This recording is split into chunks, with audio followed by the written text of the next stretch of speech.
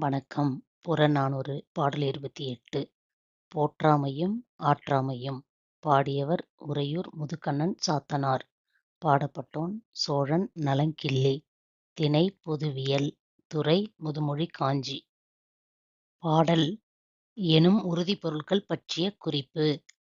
சிறப்பில் சிதடும் உறுப்பில் பிண்டமும் கூனும் குறளும் ஊமும் செவிடும் மாவும் மருளும் உளப்பட வாழ்நர்க்கு என்பேர் எச்சம் என்றிவை எல்லாம் பேதைமை அல்லது ஊதியம் இல் என முன்னும் அறிந்தோர் கூறினர்.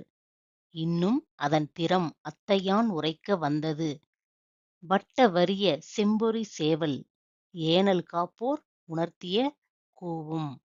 காணத்தோர் நின் தெவ்வர் நீயே புறஞ்சிறை மாக்கட்கு அறங்குறித்து அகத்தோர் புய்த்தெறி கரும்பின் விடுகழை தாமரை பூம்போது சிதைய வீழ்ந்தென கூத்தர் ஆடுகளம் கடுக்கும் அகநாட்டையே.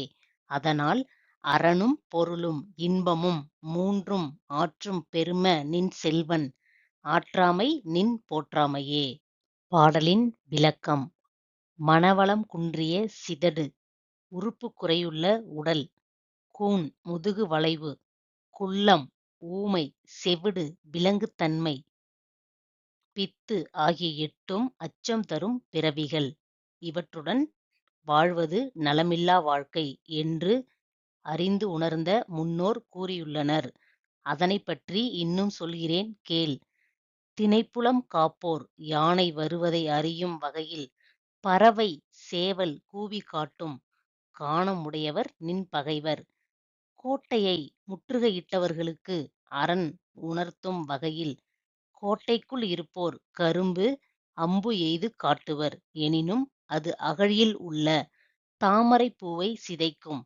கூத்தரின் ஆடுகளம் போன்றது நீ பெற்றிருக்கும் நாடு. இந்த செல்வமானது அறம் பொருள் இன்பம் மூன்றும் விளைவிக்க வல்லது.